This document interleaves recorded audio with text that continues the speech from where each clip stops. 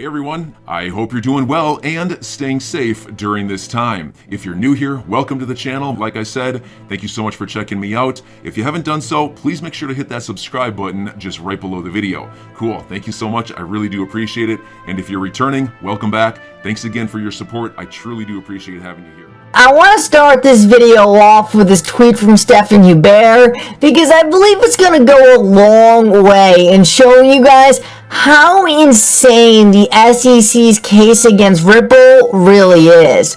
A lot of the time we're really breaking down the intricate filings in this case and we're really zooming in on some really tiny details. But I believe this goes a long way in just zooming out and showing you guys how insane this whole thing really is. So in the most recent filing in the Ripple SEC case, the SEC went to the court and essentially said that they have the right to modify or supplement their expert discovery witnesses' conclusions as more information comes in. Well, Stephen Hubert kind of points out how absurd this is, and he's kind of talking as he's the SEC here, and he says, we at the SEC caution that we reserve the right to change our conclusions. However, we also would like to caution that this does not change the fact that Ripple has known since 2013 what conclusions will change. So what he's pointing out here is, if the SEC is still trying to figure out their position and still changing their conclusions based on facts, how is it possible that all the way back to 2013, Ripple was supposed to know what was allowed and what was not allowed? Part of the SEC's case is they are saying that all along, Ripple should have known the rules and they should have known they were breaking the rules, but Stephen Hubert is tweeting out, how could Ripple have ever known if, based on the SEC's own words, these rules and these conclusions are still fluid? It is so insane that the SEC is trying to say that Ripple should have known the rules when they are still figuring out the rules. Congress knows the rules aren't made. Lawyers know the rules aren't made. The biggest players in the crypto space know there's no rules, and so do we. It seems like the only people who think there are clear rules is the SEC, and we have already seen that multiple members of that agency have come out and said they too think the rules aren't clear. This entire case with Ripple is such a joke, and I cannot wait for it to be over so we can go back to Ripple changing the world for the better. Now, I want to keep moving and just point out how insane it is, because at the end of the day, Ripple tried to do the right thing. We can see that from a law firm back in 2013, Ripple actually received the notice from the law firm that got Ethereum its free pass speech that XRP at the time it was still called Ripple, but XRP was decentralized and more likely not a security than a security. Multiple law firms came together and said because of the decentralized nature of XRP and because it was being used for utility rather than speculation, it was very likely that it wasn't a security. It is plainly obvious that Ripple did everything they could to try to be a responsible player and tried to actually beat the SEC to figuring out what XRP really should be. And the conclusion that everyone came to was XRP is no different than things like Bitcoin and Ethereum. It's not a security. The SEC's entire case lacks so much evidence and is pretty much baseless. That is why I am so confident at the end of this, they are gonna come on top. And as we can see since then, since this law firm claimed that XRP was not a security, XRP has only gotten more decentralized and less of a security. There is no way the XRP you and I hold today will ever be declared a security because it fundamentally doesn't fit into the own securities laws that are provided by the SEC.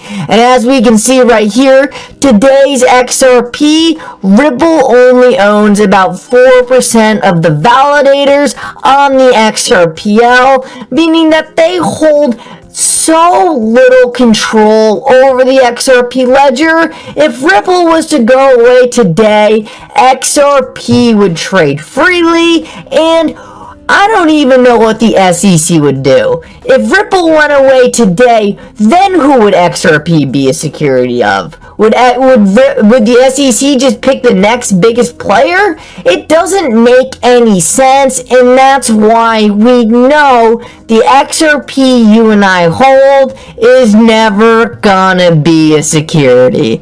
Let's keep moving now, and I really want to move into this flip of the switch event. I think this is super interesting, and Linda Jones actually brought this to my attention. This is an old tweet by Ripple, and it says, Ripple is piloting a private version of an open source public XRP ledger that allows central banks to create and manage digital currencies, enabling global interoperability. Get involved today. So this is crazy. The XRPL is already working with central banks around the world. And yes, they are working on a private ledger. They're working on a private ledger because just like anything in the world, before you go live, before you start ramping things up with trillions and trillions of dollars, you need to put it on a test net. You need to make sure everything works properly. Does this mean they're going to continue to use the testnet forever and never use public XRP? Of course not. They are simply testing to make sure everything works right. The fact that central banks are testing with the XRPL shows that they have the full intention to adopt it. And what's going to happen when they're done testing?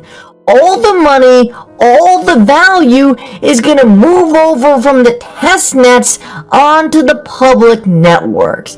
At the end of the day, there's a reason why Ripple didn't pursue a private ledger. At the end of the day, the internet is decentralized, open, and public, and blockchain is an add-on, an infrastructure layer for financial systems built directly into the internet. It's gonna be public, it's gonna be decentralized, just like the internet was. And you guys need to know, back in the day, everyone was saying, oh, the internet's going to be private. It's never going to be public. There was this same FUD, the same narratives going around, but at the end of the day, it's a testing ground. Eventually, when these institutions are ready and they feel confident in the systems, they will move over from the private ledgers to the public, and I believe this is the flip of the switch scenario. When this liquidity comes over, when this value comes over, all of it will rush onto the public network, and the price of XRP will go up exponentially. What might that price be? Well, we're going to get into that at the end of this video. I wanted to show you this though, and just so it's not my own words, I want to have you guys listen to King Brad Garlinghouse say it himself, because I believe this just adds even more merit to everything I was just saying. We started building RippleNet with the thesis that crypto liquidity would eventually be able to support robust global payments, large payments. RippleNet was designed so that customers seeing the benefits of our fiat-based network could flip the switch to ODL once the market was mature enough. And this is exactly what's happening. Flip the switch.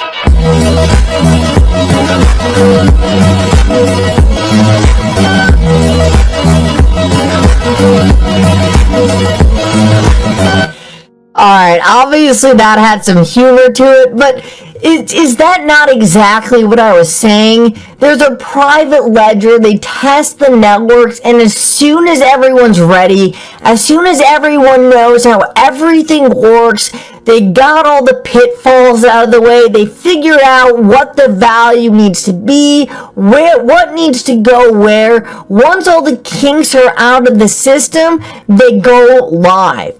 We are dealing with something way too big to simply rush it all onto the public network and hope it works. We are talking about transforming the financial system, and it's going to need testing.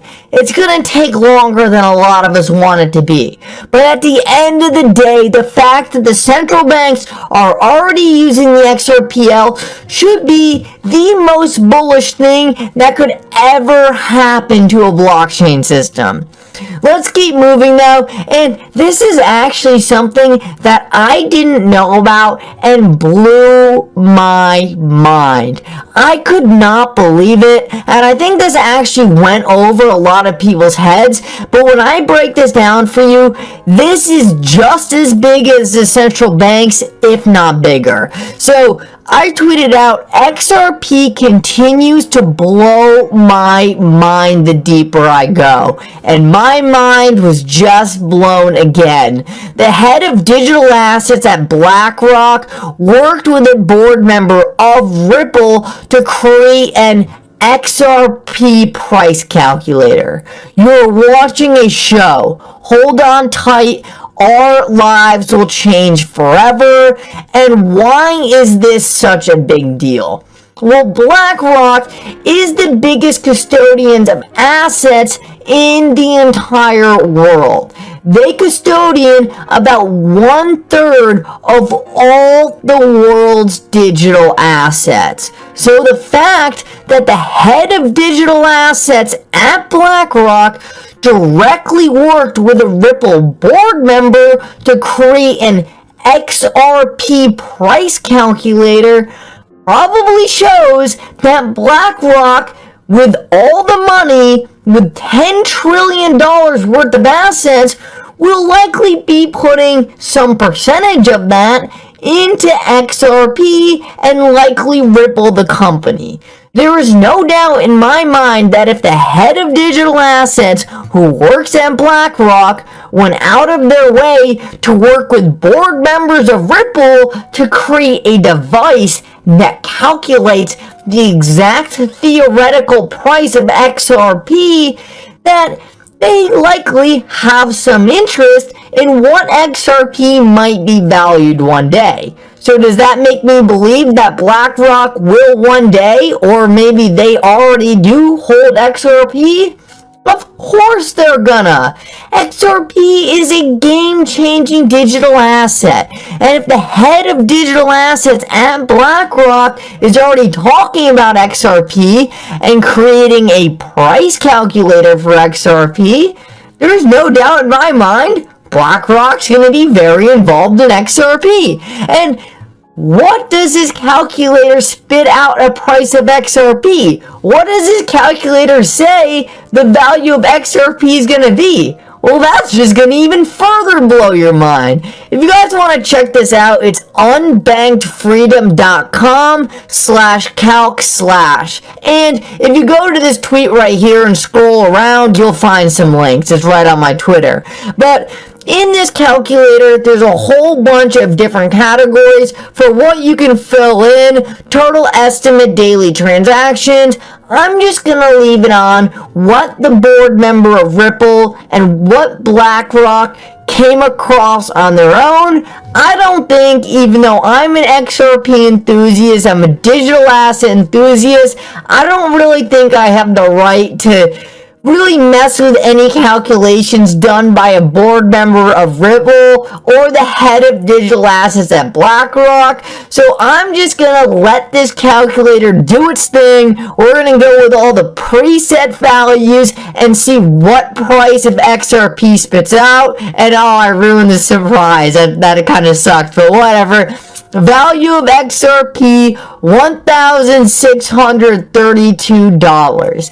This is the preset calculator made by the head of digital assets at BlackRock and a board member of Ripple. If that doesn't at least get you interested in what XRP is gonna be, how valuable it's gonna be in transforming our financial system, and that a $10 XRP is nothing. We are talking about something that is worth so much more, and I just want you guys to know this because I don't want to see any of you selling all your XRP at these basement cheap prices at $5 to $10. I'm your guy. I will keep you posted. I'm your advocate. I'll be back on a daily basis, usually multiple times per day, with these videos to keep you updated with everything going on. So I hope you enjoyed the video. If you haven't done so, make sure to hit that subscribe button. Feel free to share any of my videos with your friends, family, social media, or anybody who may care to listen. Thanks so much for your continued support. I'm always here for you. I want to help you through this time. So thank you so much for continuing to choose me. Enjoy your day, stay safe, and I'll catch you again probably in a couple hours. Thanks, everybody. See you later.